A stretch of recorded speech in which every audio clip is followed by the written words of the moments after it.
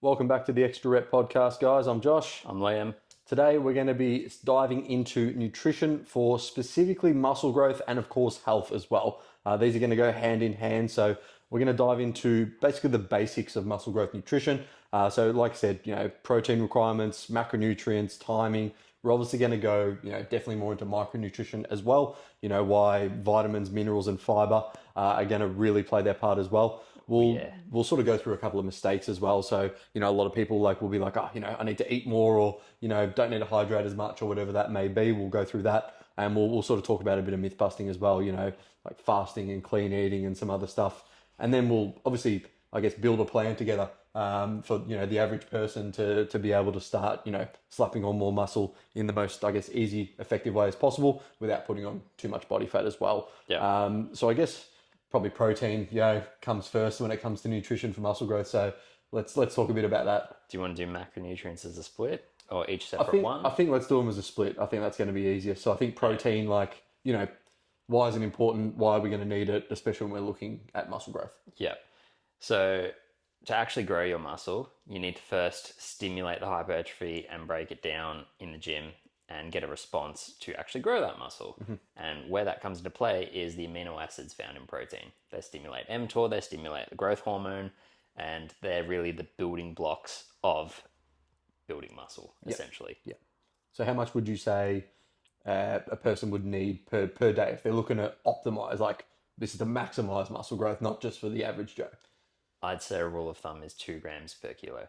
Yeah, I think 2 grams per kilo of body weight's really good. So say you're a 80 kilo male, at least 160 grams of protein a day. Yeah. Again, I've got clients that are higher, and I myself go closer to 3. Yeah. But that again comes back to a satiation standpoint. Yeah. And now that And I'm the actually thermogenic effect. now that I'm actually building muscle, I'm like, I actually probably need to have a little bit less Yeah. and start shuttling in some more carbs and carbs, fats. yeah. But we will talk about that as well. So go back to that thermic effect of feeding with the protein as well. So protein, well, we mentioned before that from satiation, it's the most satiating macronutrient, and that's true. Some people will debate it's carbs because of the dopamine response in the brain, but in terms of actual fullness, it's going to be protein. But in terms of the thermogenic effect, it burns calories more when you digest protein. Yeah. And it's very interesting. People don't realize that. They think they can just eat whatever, but different macronutrients will digest that differently, and then also will burn more calories when you eat. And a lot of people Yep. don't understand that. They don't understand that, your body has to burn calories because it is digesting food. Yep. So that is a calorie burning process as well. I would say the quality of the protein matters. Like where you get your protein from really does matter. Like there's one specifically. So for people that don't know, protein has 12 amino acids, and the most important one I reckon for building muscle is leucine. Yeah. Yeah, leucine or valine. Yeah. But leucine, you want it in things like grass-fed meat, pasteurized chicken, pasteurized eggs, like really high sources of leucine. And I will say just the quality of that protein really does matter. Yeah. I think, like I said, when we talk about being optimal, it is great to hit your protein goal. And don't get me wrong, that is still the first step for a lot of people to do that consistently.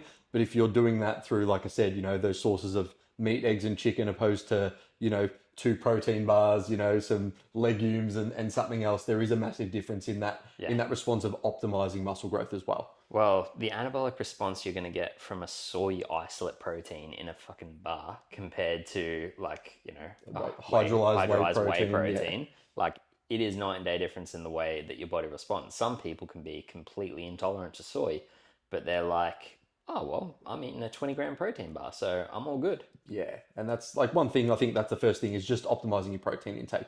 Trying to get good quality sources, trying to do that, and hitting that goal consistently. That's going to be your first step.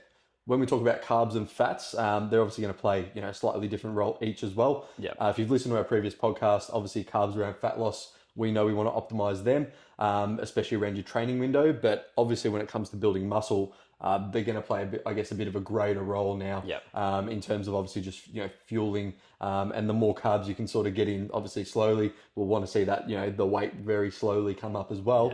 But carbs are going to be really essential there as well. Well, I think one thing that you and I are fed up with is carbs get demonized as the one macronutrient that spikes insulin. So why do we take it? Insulin's not good. It's like, no, insulin's actually a really good hormone. It promotes growth hormone. It's essentially a peptide. And the more insulin sensitive you are, and that can come through a lot of movement, weight training, good quality sleep, more metabolic health, then the more those carbs are going to be fueled towards muscle. Yeah, it's very As long interesting. as you've trained and stimulated it, of course. Of course, and that's the thing.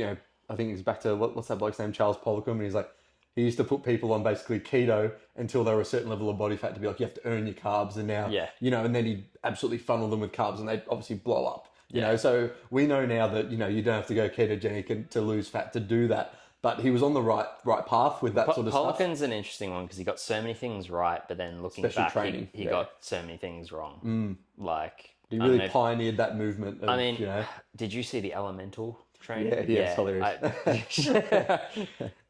We won't go deep into that. Yeah, It's not important for this podcast. But What are you doing, Dal? Sorry, we've got we've got Pablo here. Pablo here. And she's awake if you're now. a YouTuber, you can now see her. She was asleep in the last podcast. Yeah, but now she's awake. popped up like a meerkat. Yeah, just saying hi to her adoring fans. Please wave.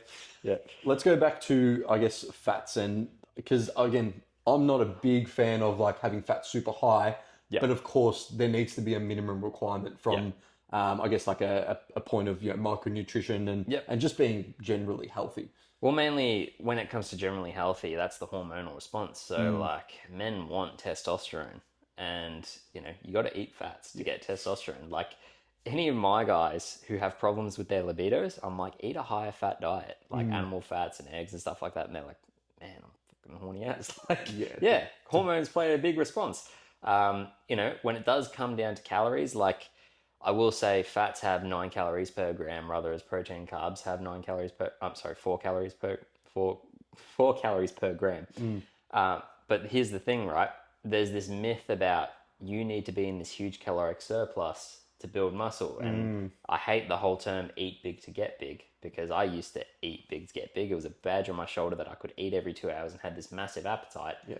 And I was like, why is my... Yeah, exactly. Just got fat. I was like, why is my body not changing? And I think that is one thing to bring up, that muscle growth is a slow process.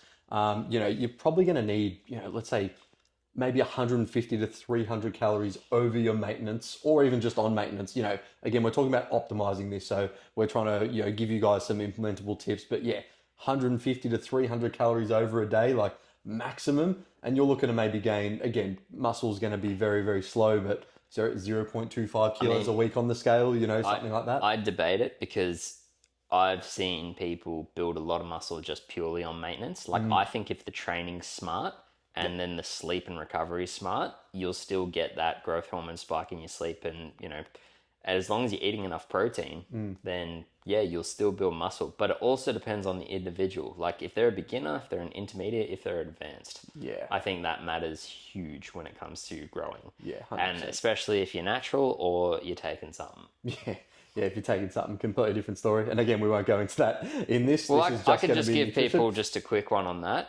If you are taking something, and we're talking about anabolic steroids here, this right here, sitting on the couch, we'd be growing more muscle than someone out there in the gym, lifting crazy, eating 300 grams of protein a day, 500 grams of carbs. We'd still be building more muscle sitting here doing nothing with anabolics in our system. Which I know. Absolutely whack. You hear that and you're like, well, shit, why didn't I jump on? But hey, becomes we've all thought about it. Then it becomes a whole another podcast. Whole other podcast. Yeah, in the simplest way, if you don't want to listen anymore, not ideal for your health at all. Yeah. But let's go back to, I guess, timing as well. Like, especially when we talk about, proteins, carbs, and fats.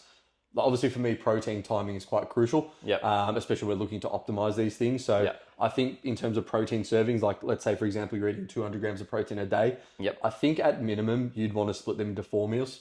Ideally, potentially, 5 or 6, like hence why, you see all the bodybuilders doing that. But I think 4 is a safe bet because it allows you to get, a breakfast, lunch and dinner and like a post-workout shake, for example. Yeah. And that's, 50 grams, 50 grams, 50 grams, 50 grams. It makes it really easy to follow for someone who's looking to optimize that sort of thing.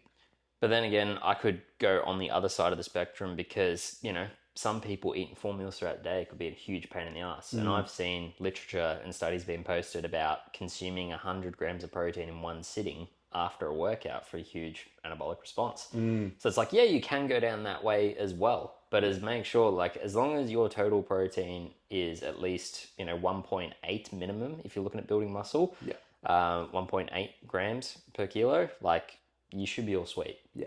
I think that's the big takeaway is like if you can hit that goal consistently, then if you can optimize it further by trying to time it, over say at least 4 meals, I think that's sort of the sweet spot. And then carbs come into play as well. Like I would say, if you can get 30 to 50% of your daily carbs in that sort of, training window, 3 to 4 hours pre, during, post. Yep. And again, I'm starting to do this with a couple of my clients now where, there's not really many other areas to put the carbs in. Yeah. They can't eat anymore. So now we're, using some dextrose or, some Gatorades and stuff like that to obviously fuel them during their training. Because that's going to put the body in a much better position to not only obviously fuel your workout, but the chances of then those carbs probably being stored as fat around your workout are probably the least amount throughout the day, let's say, as opposed to, last thing at night or potentially first thing in the morning.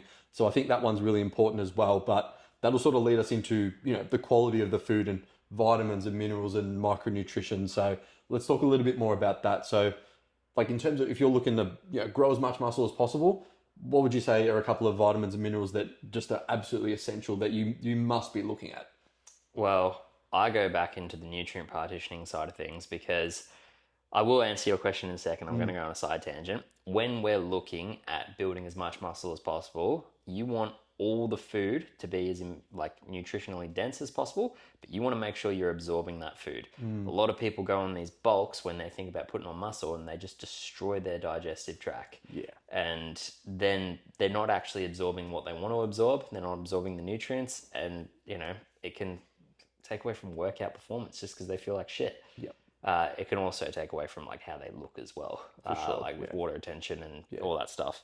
So in terms of those minerals though, I would say zinc is the biggest one. Like we are so chronically deficient in zinc, especially because a lot of people don't realize zinc plays a role with copper in our body.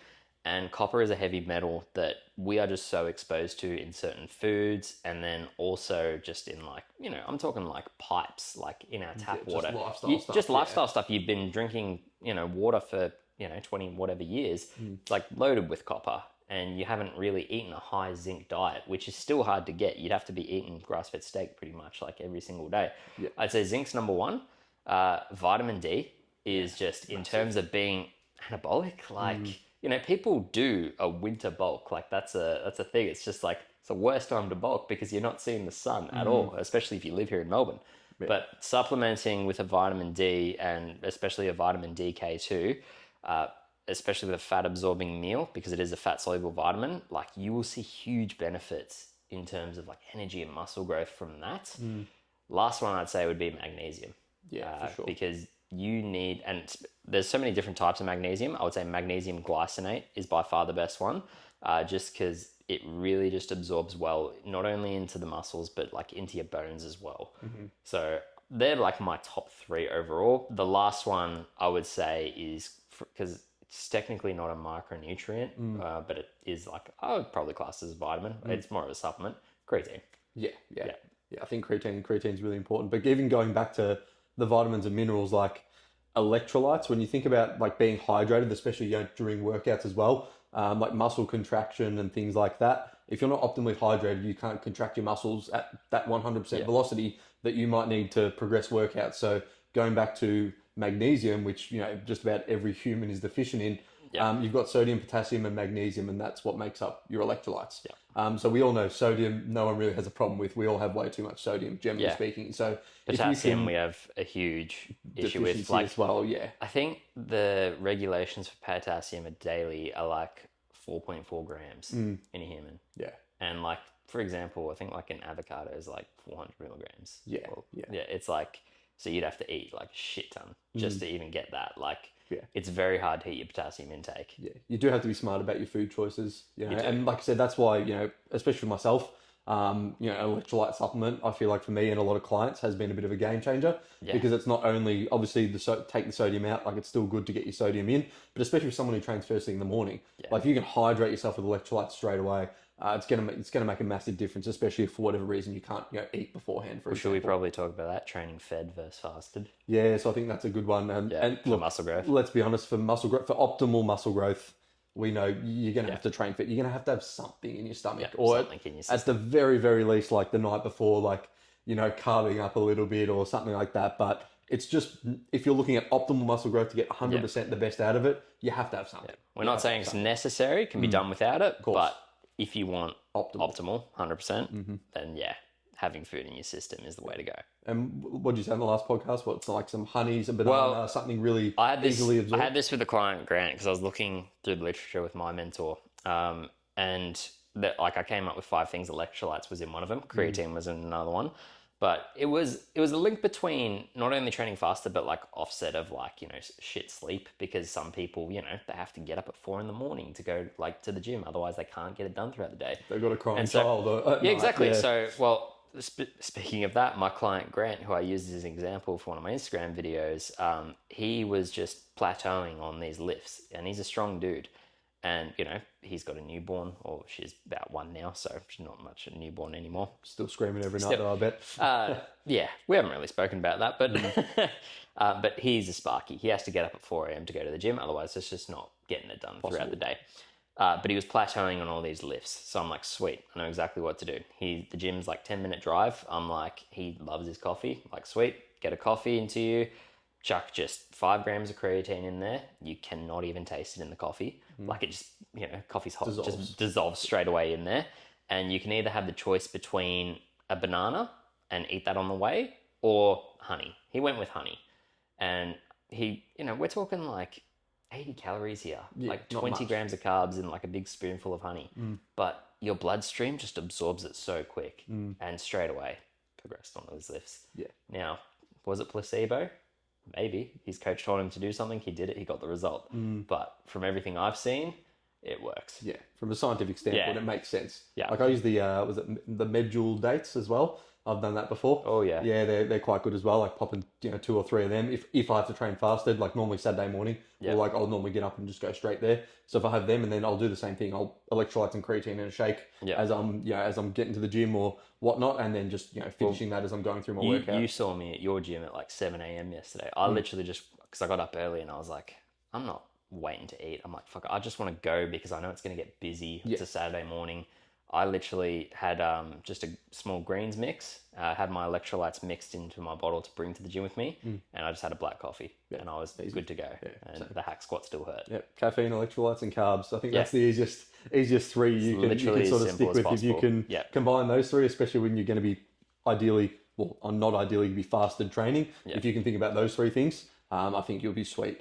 But I think that leads us into, you know, in terms of that debate between, you know, clean eating only when you're trying to bulk up. I think obviously we want 95% of our nutrition to come from good whole sources, fiber, protein, micronutrients, etc. But I think that a lot of people don't realize there is going to come a point where, like I said, we're going to have to add more carbs in. It might be more than someone's used to and they can't eat anymore. So like for me, it's always been, like I said, the, you know, Medjool dates, adding more honey, you know, and even now I've got like some snakes that I just have around my workout, you know, some like lolly snakes. It's like a little snack. I enjoy it. I'm not saying, oh, you know, sugar's good, sugar's bad, etc. I'm like, you take these sugars as a carb source when you're in, I guess, those excessive, you know, bulking up, when you're trying to slowly do that. I just encourage people to realize like it's a good problem to have when you have to eat more food. Like, because the opposite of starving yourself from food, I think is way harder. Yes, you can feel tired, lethargic, it's hard to eat some food, but always reframe the mind of like, you're doing this for a reason and you're in the better position, rather than, you know, starving yourself and, you know, feeling like you're going to kill someone if you don't eat something. Yeah, and I found like that probably for myself, like I find for me it's easy to diet, but it's actually very hard for me to build muscle because like my metabolism works pretty well. I'm normally pretty active. I have a pretty active job on the gym floor most of the time. And now it's getting to the point where it's easy for me to just go do more steps, but like actually trying to reduce them a little bit and just trying to keep eating more food. Again, the first time I did it, I was a bit silly because I was just trying to fuel myself with like extremely high fiber foods and stuff like that. And of course that is still important and needs to make up, you know, some of your nutrition, but you know, there needs to be a sort of balance there when you're starting to push, I guess, those upper echelons of, you know, getting up to, you know, 4,000 plus calories. You really need to start paying attention. Still want to, you know, maximize things, still want to have the same sort of meal structure. But I think, really getting those carbs in is obviously important, and it's just going to help, I guess, like I said, maximize muscle growth and take you to that next level. Well, just remember, like 4,000 calories to someone's a dream right now. Exactly. Like, they'd be like, I'm smashing Cocoa Pops every morning and before training, everything. They'd be like, I'm dreaming of that. And some people are suffering. But I will say, like, a lot of people don't realize that this is why some people can do this and some people can't do that. It does come down to genetics. Like, even the genetic response you get from food, like everything you just mentioned there, even though we're from the same family, I get the opposite. I don't find it hard to put on muscle. I find it hard to stay lean. And I have a bottomless appetite. Like, you know, you've seen me. Yeah. Like, Emma's seen me. Like, I can't stop eating sometimes. Like, I just get a genetic high response from food. Like, my body loves it and craves it. And that comes with good food as well. The more good food I eat, the more nutritious I feel. And I'm like, sweet, let's keep going. Like, Yeah. yeah. And I said there's that response, isn't there, where like, you know, you could be eating heaps and heaps and heaps, and like if it's heaps and heaps and heaps of good stuff, Yeah. of course calories still come into play here, but They do. you can probably get away with more good quality, good nutrition in terms of it technically being higher in calories. Yeah. But I think there is obviously we know like calories law of thermodynamics is number one. Yeah. But if you're eating like 100% good But quality this is the food, Extra Rep podcast. yeah, there's that little bit of difference. It's that little bit of gray area where, you know, I've seen it in clients, you know, who are like robots when they do things really, really well and properly. Like you can just keep feeding them and they just keep growing. Yeah. Like, and their weight just keeps staying the same as Yeah. well, which I find crazy. So again, you know, everyone's different. You've got to have a look, and that's when it comes back to, like I said, having a coach or, you know, getting all that stuff and being like, am I optimizing my protein intake? Am I doing all the right things with my nutrition? Yeah. You know, am I hydrated? All those Have sort of things as you well. ever encountered a hard gainer? Yeah, definitely a couple. So I have a theory because all the ones I've encountered, I actually haven't found food's the issue. I found it was the training. Yeah. The training and the sleep. Yeah, Like they're like, oh, I'm really skinny, I'm a hard gainer, but you just drink monsters all night and playing computer games and all this stuff. I'm just like, Yeah. all right, let's get you sleep on point. Let's get you training properly. And the food that they're eating, all of a sudden, they're changing, they're growing. So I'm like, you know, maybe there is the genetic outliers there that just need to eat more food to build muscle. But I would always encourage them to look at the lifestyle. and Always. how hard they're training. I think, Yeah. Like I said, we're not going to talk too much about training on this episode. But We were talking about like the diet for training and the nutrition for it, but just training itself, we can just give them one quick tip: the intensity of the working set. Like you're not you pushing it have to close to force failure. your muscle to grow. It's not going to do it on its own. yeah, it's got to have to be hard. Like the best way I explain it to people is like if you've looked at your numbers and if you're a little bit nervous before your working set, that's good. Yeah. Am I going to get another rep? Like yeah. before I stood on the hack squat yesterday, I was like, I haven't done this for a long time. Don't know if I'm going to get another rep here. Yeah. I knew what my numbers were from using a different squat machine, but I'm like, I'm nervous, but I'm like, you can still do it. Yeah. I think that ties into, you know, going back to nutrition for muscle growth. If we're going to create, like, let's say, you know, for the listener, a nutrition plan that's sort of pretty easy, pretty effective, something they can stick to.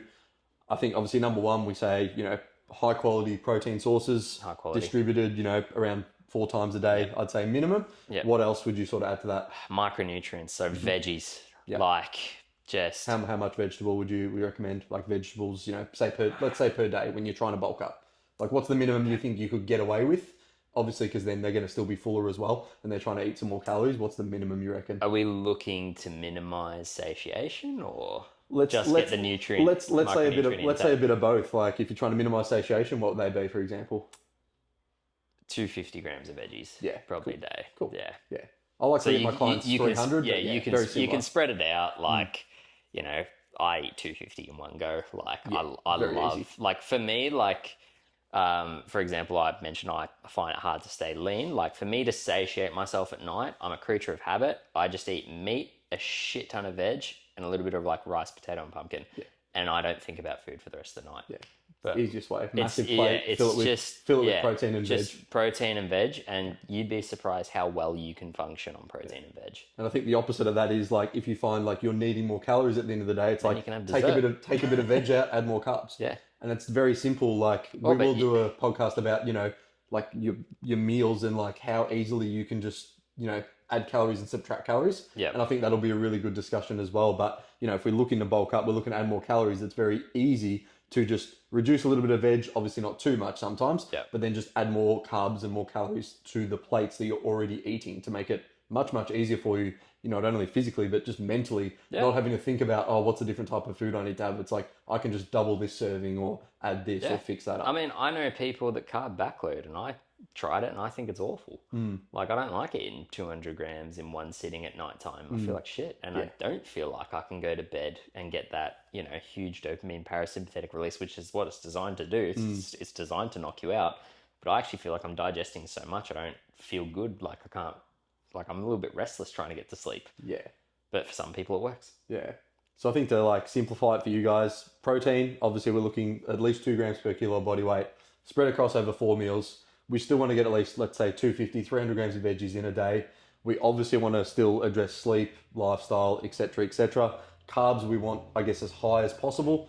And then fats, let's say, what do you normally... I normally set fats... 0.7 grams. Yeah, about... Yeah. 0.7 to 1. 6. Nah, not even 1, because, like... I think it would depend. Honestly, like, On the person. 150 kilo male does not need 150 grams of fat a day. 100%. I think, like Like, I said, even it comes down... even at the 0.7 mark, like, I would say rule of thumb, like, for people, like, as long as you're eating about 50 grams of fat a day, you got nothing to worry about. You don't really need to go above or below. Like, Yeah. 50 is pretty safe. Yeah.